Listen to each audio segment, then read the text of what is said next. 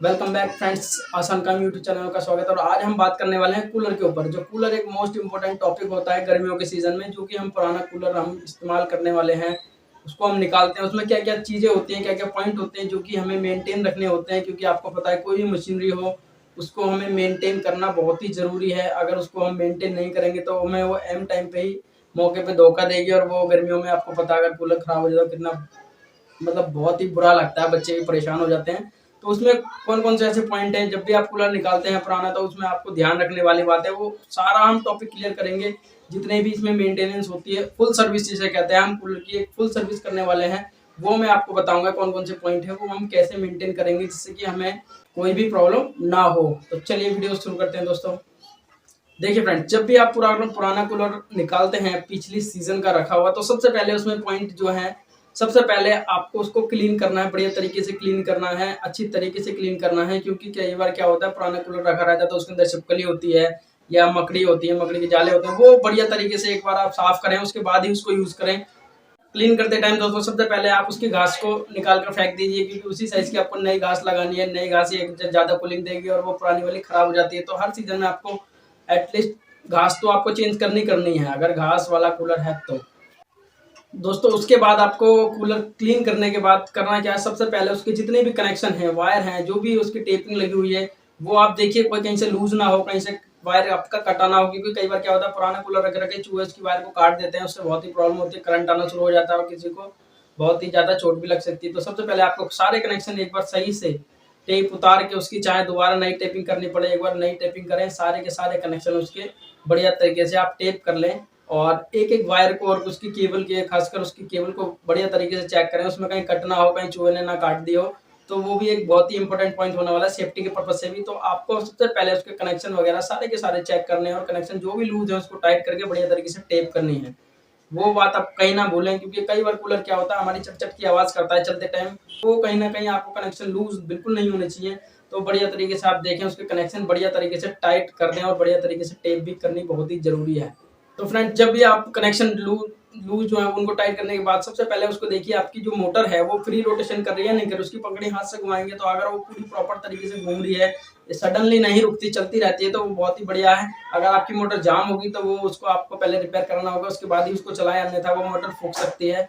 और दूसरी बात, उसके जो ब्लेड होते हैं अगर वो प्लास्टिक के हैं तो वो एक-एक ब्लेड को आप बढ़िया तरीके से क्लीन करिए और उसको देखिए कहीं उसमें क्रैक तो नहीं है। कई बार क्या होता है, रखे-रखे वो प्लास्टिक हार्ड होने के बाद उसमें क्रैक आ जाता है, या उठाते रखते टाइम भी उसमें क्रैक आ जाता है, टूट जाती है। तो वो चलाते टाइम आपको अनबैलेंसिंग के चक्कर में बहुत ही ज़्यादा नुकसान दे सकती है। तो ब्लेड भी आपको बहुत ही बढ़िया तरीके से चेक करना है और मोटर का फ्री रोटेशन होना बहुत ही ज़रूरी है। मोटर बिल्कुल भी जाम नहीं होनी चाहिए। अगर जाम होगी तो वो मोटर आपकी फूक जाएगी, तो वो आपका पैसा उसमें ज़्यादा खर्चा लगेगा। फ्रेंड्स अगला जो पॉइंट होने वाला है वो होने वाला है वाइब्रेशन रिगार्डिंग। वाइब्रेशन कूलर में अगर होती है बहुत ही ज़्यादा, वो आवाज़ करता है, कड़-कड़ की आवाज़ करता है, वाइब्रेशन करता है। उसके ऊपर अगर आप कोई सामान रखते हो वो वाइब्रेशन होके गिर जाता है नीचे। तो उसके लिए कौन-कौन से पॉइंट होने वाले वो मैं आपको क्लियर करने वाला हूँ। सबसे पहला जो वाइब्रेशन का मेन जो पॉइंट आता है वो आता है ब्लेड अगर अनबैलेंस होंगे तो आपका कूलर बहुत ही ज़्यादा वाइब्रेशन करेगा। और ब्लेड अनबैलेंस होते हैं ज़्यादातर मेटल वाले, क्योंकि उसके कुछ ब्लेड होते हैं, जैसे 4 ब्लेड है उसमें से एक भी अगर हल्का-सा भी गल गया है या कुछ हुआ तो उसकी कहीं न कहीं वेट कम हो जाता है और वो बैलेंस बनाने में उसकी प्रॉब्लम आती है। तो वो वाला जो ब्लेड है वो आप घुमा के देखिए, वो बैलेंसिंग कैसे चेक करनी है वो मैं आपको बताऊँगा। जैसे ही आप ब्लेड हल्का-सा घुमाएँगे तो आप देखना चाहिए ब्लेड आपको पूरा घूमे, ऐसा ना हो पूरा घूमने के बाद अगर वापस वो रोटेशन लेता है तो वो आप समझ सकते हैं जो ब्लेड भारी होगा, हैवी होगा वेट में, वो नीचे की तरफ आ जाएगा। तो उससे आपको अंदाजा हो जाएगा कि ये अनबैलेंस हो चुकी है, तो वो ब्लेड आप चेंज कर दें। फ्रेंड्स वाइब्रेशन के लिए सेकंड क्या है ना, अगर आपके जो मोटर लगी हुई है कूलर में और मोटर के साइड में 4 पत्ती होती है, आपने देखा होगा, जो कि कूलर की बॉडी से अटैच होती हैं।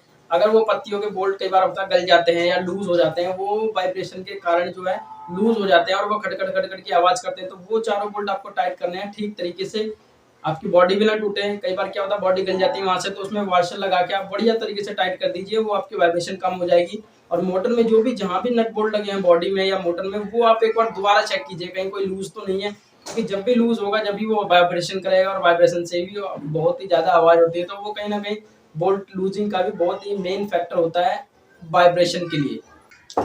और फ्रेंड्स वाइब्रेशन के लिए एक और मेन का रीज़न होता है, जो उसकी ग्रिल होती है कूलर के आगे, जो सामने ग्रिल होती है जिससे हम हवा जो है उसका डायरेक्शन चेंज करते हैं, आगे पीछे ऊपर नीचे। वो भी कई बार क्या होता है उसमें कुछ पॉइंट्स होते हैं वो लूज़ हो जाते हैं, तो वो कड़ कड़ कड़ कड़ वाइब्रेशन करते हैं और उससे आवाज़ भी बहुत ही ज़्यादा नॉइज़ी हो जाता है कूलर हमारा और वाइब्रेशन भी बहुत ज़्यादा होती है। तो उसको भी एक बार प्रॉपर तरीके से आप देखिए कोई लूज़ तो नहीं है जिससे कि वो वाइब्रेशन कर रहा हो और आवाज़ ज़्यादा आ रही हो। अगर फ्रेंड्स आपका कूलर किट वाला है और वो मतलब कुछ टाइम चलने के बाद रुक जाता है तो वो भी बहुत ही मेन प्रॉब्लम होती है। जैसे घूं घूं करके सडनली रुक जाता है, चलते चलते घूं की आवाज करके रुक जाता है, तो उसका भी रीजन मैं बताता हूँ क्या है। उसमें क्या है, मोटर के बुश और शाफ्ट जो होते हैं, बुश और शाफ्ट उनमें प्ले आ जाती है, वो कट जाते हैं चलते चलते, तो वो आप चेंज करा लीजिए अगर आपके कूलर में सेम प्रॉब्लम आ रही है। मोटर के बुश और शाफ्ट, समझ रहे हो मेरी बात को आप। बुश और शाफ्ट, अगर मोटर आपकी नहीं फूकी है, अगर आप उसको उसी कंडीशन में चलाएंगे तो वो मोटर फूक जाएगी 101%। तो उसी कंडीशन में आप उसके बुश और शाफ्ट चेंज करा लीजिए, जो कि बहुत ही सस्ते हो जाएंगे। आपका पैसा बच जाएगा मोटर फूकने के वजह से, जो कि आपका एक्स्ट्रा चार्ज लगेगा, तो वो उसी टाइम पे सडनली आप चेंज करा सकते हैं। वो बहुत ही 100 200 150 रुपए में आपका चेंज हो जाएंगे और वो आपका कूलर ठीक हो जाएगा। तो उसमें आप बिल्कुल भी रिस्क ना ले, आप घुमा घुमा के हाथ से ना चलाएं उसको, उसकी बुश और शाफ्ट चेंज करा लें, जिससे कि आपका आगे इन फ्यूचर में आपका जो होने वाला खर्चा है वो आपका बच रहेगा। तो फ्रेंड्स, कूलर में जो ऑयलिंग होती है वो भी एक मेन पॉइंट होता है। ऑयलिंग करें तो करें कहाँ। जो कि किट वाले कूलर होते हैं उसमें आपने देखा होगा, कूलर की जो किट होती है जहाँ पे ब्लेड माउंट होता है और पीछे की साइड में कवर जो होते हैं दोनों मोटर के, उसके पास आप देखोगे एक हल्का सा पाइप होगा जो कि खुलने वाला, उसमें वो हम तेल डालते हैं, ऑयलिंग करते हैं, जिससे कि ऑयल वो जाता है सीधा मोटर के बुश और शाफ्ट जहाँ पे होते हैं, वो सूख जाते हैं चल देते, तो वहां पे ऑयल जाता है, जिससे कि मोटर के बुश और शाफ्ट में लुब्रिकेशन होता है, जिससे कि बुश और शाफ्ट उसके कटते नहीं है, तो वो लॉन्ग लाइफ हो जाते हैं। तो वो भी आप देखिए, अगर आपका किट वाला कूलर है तो उसमें कहीं ना कहीं आपको पॉइंट दिया होगा जो कि ऑयलिंग के लिए होता है, तो वो भी आप ऑयलिंग जरूर से जरूर करें दोस्तों, उससे आपकी मोटर की लाइफ बढ़ जाएगी और आपका खर्चा बच जाएगा। अगला जो पॉइंट होने वाला है वो होने वाला है लीकेज के ऊपर। अगर आपका कूलर में से वाटर लीकेज होती है, वो चाहे मेटल बॉडी है, चाहे प्लास्टिक की, चाहे फाइबर बॉडी है, तो उसके लिए कई सारे सोल्यूशन आते हैं आज के टाइम में। आज के डेट में आपको देखा होगा मोस्ट पॉपुलर है एमसील। एमसील लगाने के बाद भी आपकी लीकेज रुक जाती है और एल्फी भी आती है। तो ये सारे कुछ कॉमन जो है हमारे सॉल्यूशन है जिससे कि हम लीकेज को रोक सकते हैं। बट उसको अप्लाई करने का तरीका बिल्कुल ठीक होना चाहिए, जब भी वो आपके प्रॉपर वो काम करेगा। एक तो कहीं भी आपने देखा लीकेज है तो वो आपको रोकनी है, तो सबसे पहले उसको सैंड पेपर से क्लियर कर दीजिए, क्योंकि उसमें कोई भी डस्ट का पार्टिकल ना रहे, कोई ऑयल टाइप का कोई पार्टिकल ना रहे, जिससे कि जो सॉल्यूशन आप चिपकाएंगे उसमें सही से नहीं चिपकेगा और वो प्रॉपर काम नहीं करेगा। तो सबसे पहले उसको धूल डस्ट जो भी है उसमें बढ़िया ऑयलिंग ठीक तरीके से साफ करना है। ऑयल वगैरह ग्रीस वगैरह कुछ ना हो, उसके लिए आप सैंड पेपर यूज कर सकते हैं। उसको रगड़िए, ठीक से तरीके से साफ कीजिए, उसके बाद ही आप चाहे एमसील यूज कीजिए, चाहे उसमें एल्फी लगाइए, चाहे उसमें एक सॉल्यूशन आता है जो कि फाइबर बॉडी में कारगर होता है, जो कूलर मैन्युफैक्चरर होते हैं वो उनके पास मिल जाएगा, या वो मार्केट में भी आपको मिल सकता है। पानी टाइप में एक सॉल्यूशन आएगा, जहाँ पे भी लीकेज है वो आपको डालोगे तो जहाँ भी उसकी कैविटी होगी वो उसमें भर के जाम हो जाता है, जिससे कि आपकी लीकेज रुक जाती है। तो लीकेज ठीक करने का तरीका सबसे बढ़िया यही है कि उसको आप पहले सैंड पेपर से बढ़िया तरीके से क्लीन कीजिए, उसमें डस्ट ना रहे, कोई ऑयल और ग्रीस कोई ऐसी चीज ना रहे जिससे कि सॉल्यूशन अपना काम ठीक से ना कर पाए, तो आपकी लीकेज प्रॉब्लम भी सॉल्व हो जाएगी। दोस्तों, अगला पॉइंट जो होने वाला है करंट के रिगार्डिंग होने वाला है। कूलर कई बार क्या होता है, करंट मारते हैं जिससे कि बहुत ही ज्यादा नुकसान हो जाता है, कूलर में करंट आता है। तो उसके लिए सबसे पहले आपने अपने स्विच बोर्ड में जो है उसमें चेक करना है।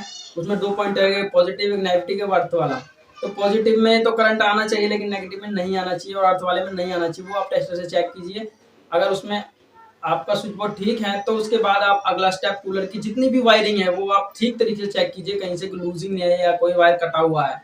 अगर कटा हुआ है तो उसको बढ़िया तरीके से सुखा के टेप मार दीजिए। उसके बाद अगर आपकी करंट की प्रॉब्लम सॉल्व नहीं होती तो आप उसमें कूलर में जो पंप होता है उसकी वायर देखिए, वो कहीं ना कहीं से ब्रेक पक्का 100% होगी। वो आप कॉमन प्रॉब्लम यही है, वो आप वायर आप ठीक तरीके से सुखा के उसको बढ़िया तरीके से टेप कीजिए और इसके बाद आपके कूलर की करंट वाली प्रॉब्लम सॉल्व हो जाएगी। और जब भी नहीं होती तो आपका मोटर का जो मोटर है कूलर की, उसमें मॉइस्चर आ जाता है, जिससे कि वो कहीं ना कहीं से अर्थिंग लेके वो करंट मारता है कूलर, तो वो भी आप ठीक कीजिए।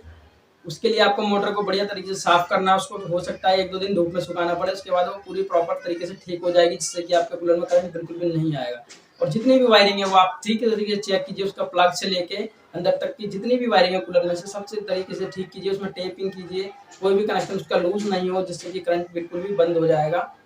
कई बार क्या होता है ना फ्रेंड्स, कूलर में चट चट की आवाज आती है चलने पे, तो वो आवाज क्यों आती है वो मैं आपको बताऊंगा। उसमें क्या है, कैपेसिटर के जो कनेक्शन होते हैं वो लूज हो जाते हैं, मॉइस्चर आ जाता है उन पे, तो वो चट चट की आवाज करते हैं। तो वो आप कनेक्शन निकाल लीजिए, दोबारा बढ़िया तरीके से सैंड पेपर से साफ कीजिए, उसका कार्बन बिल्कुल बढ़िया तरीके से रिमूव कीजिए, फिर कनेक्शन बढ़िया तरीके से प्लास्टर टाइट करके लगाइए और टेप मार दीजिए। वो आपकी जो नॉइज़ प्रॉब्लम है चट-चट वाली, वो आपकी 101% ठीक हो जाएगी। फ्रेंड्स, ये कुछ ज़रूरी पॉइंट थे जो कि आप पुराना कूलर अगर आप सीज़न में निकालते हैं तो वो ये सारे पॉइंट आप ज़रूर ध्यान में रखिए, जिससे कि आपका कूलर खराब होने से बचेगा और आपको करंट वगैरह भी, आपकी सेफ्टी के पर्पज़ भी बहुत ही इम्पोर्टेंट है ये वीडियो। अब कूलर की घास जो है वो ज़रूर आप बदलिए। अगर आप पे हनीकॉम्ब पैड है वो ठीक-ठाक है तो उनको आप क्लीन करके यूज़ कर सकते हैं, लेकिन आपको घास ज़रूर बदलनी है और सारे कनेक्शन अच्छी तरीके से देखने हैं। अगर आपका कूलर किट वाला है तो उसमें आप ऑयलिंग ज़रूर करें। आपको वीडियो कैसा लगा है वो आप मुझे वीडियो को लाइक करके बता सकते हैं। आपको कमेंट सेक्शन में अगर कोई भी सवाल पूछना है कूलर रिगार्डिंग तो वो आप मुझसे पूछ सकते हैं।